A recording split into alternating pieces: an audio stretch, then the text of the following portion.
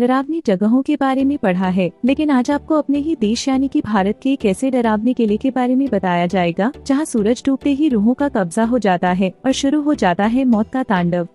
राजस्थान के दिल जयपुर में स्थित इस किले को भानगढ़ के किले के नाम से जाना जाता है।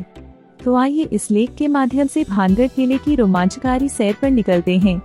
भानगढ़ किला एक शानदार अतीत के आगोश में भानगढ़ किला 17वीं शताब्दी में बनवाया गया था। इस किले का निर्माण मान सिंह के छोटे भाई राजा माधो सिंह ने आया था। राजा माधो सिंह उस समय अकबर की सेना में जनरल के पद पर तैनात थे। उस समय भानगढ़ की जनसंख्या तकरीबन 10,000 थी।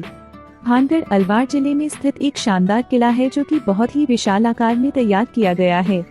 चारों तरफ से पहाड़ों से घिरे इस किले में बेहतरीन शिल्पकलाओं का प्रयोग किया गया है। इसके अलावा इस किले में भगवान शिव, हनुमान आदि के बेहतरीन और अति प्राचीन मंदिर विद्यमान है। इस किले में कुल 5 द्वार हैं और साथ साथ एक मुख्य दीवार है।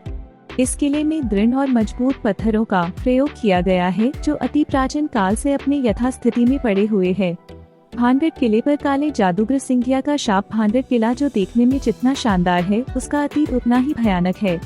आपको बता दें कि भानगढ़ किले के बारे में प्रसिद्ध एक कहानी के अनुसार भानगढ़ की राजकुमारी रत्नावती, जो कि नाम के ही अनुरूप बेहद खूबसूरत थी, उस समय उनके रूप की चर्चा पूरे राज्य में थी और 7 देश कोने कोने के राजकुमार उनसे विवाह करने के इच्छुक थे।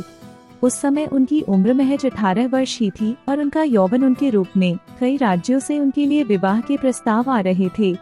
उसी दौरान वो एक बार किले से अपनी सखियों के साथ बाजार में निकली थी।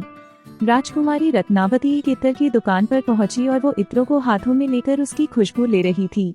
उसी समय उस दुकान से कुछ ही दूरी एक सिंघिया नाम व्यक्ति खड़ा होकर उन्हें बहुत ही गौर से देख रहा था। सिंघिया उसी राज्य में रहता था और वो काले जादू का महारथी था। ऐसा बताया जाता है कि वो राजकुमारी के रूप का दीवाना था और उनसे प्रगाढ़ प्रेम करता था। वो किसी भी तरह राजकुमारी को हासिल करना चाहता था, इसलिए उसने उस दुकान के पास आकर एक इत्र की बोतल, जिसे रानी पसंद कर रही थी, उसने उस बोतल पर काला जादू कर दिया जो राजकुमारी के वशीकरण के लिए किया था।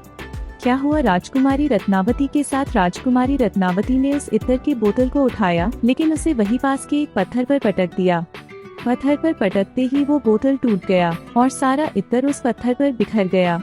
इसके बाद से ही वो पत्थर फिसलते हुए उस तांत्रिक सिंघिया के पीछे चल पड़ा और तांत्रिक को उलट दिया, जिससे उसकी मौके पर ही मौत हो गई। मरने से पहले तांत्रिक ने शाप दिया कि इस किले में रहने वाले सभी लोग जल्द ही मर जाएंगे और वो दोबारा जन्म नहीं ले सकेंगे और ताउम्र उनकी आत्माएं इस किले में भटकती रहेंगी। उस तांत्रिक के मौत के कुछ दिनों के बाद ही भानगढ़ और अजबगढ़ के बीच युद्ध हुआ, जिसमें किले में रहने वाले सारे लोग मारे गए। यहाँ तक कि राजकुमारी रत्नावती भी उस शाप से नहीं बच सकी और उनकी भी मौत हो गई। एक ही किले में एक साथ इतने बड़े कत्लेआम के बाद वहाँ मौत की चीखें गूंज गई और आज भी उस किले में उनकी रूहें घूमती हैं। किले में सूर्यास्त के बाद प्रवेश निषेध। फिलहाल इस किले की देखरेख भारत सरकार द्वारा की जाती है। किले के चारों तरफ आर्कियोलॉजिकल सर्वे ऑफ इंडिया की टीम मौजूद रहती है। एएसआई ने सख्त हिदायत दे रखा है कि सूर्यास्त के बाद इस इलाके किसी भी व्यक्ति के रुकने के लिए मनाही है।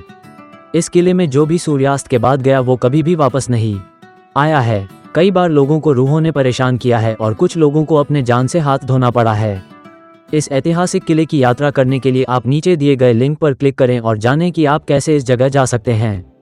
किले में रूहों का कब्जा। इस किले में कत्लेआम किए गए लोगों की रूहें आज भी भटकती हैं। कई बार इस समस्या से रूबरू हुआ गया है।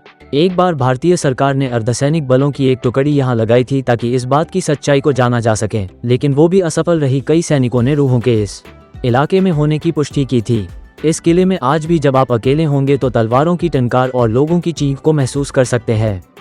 इसके अलावा इस किले भीतर कमरों में महिलाओं के रोने या फिर चूड़ियों के खनकने की भी आवाजें साफ सुनी जा सकती है। किले के पिछले हिस्से में जहां एक छोटा सा दरवाजा है, उस दरवाजे के पास बहुत ही अंधेरा रहता है। कई बार वहां किसी के बात करने या एक विशेष प्रकार के गंध को महसूस किया गया है।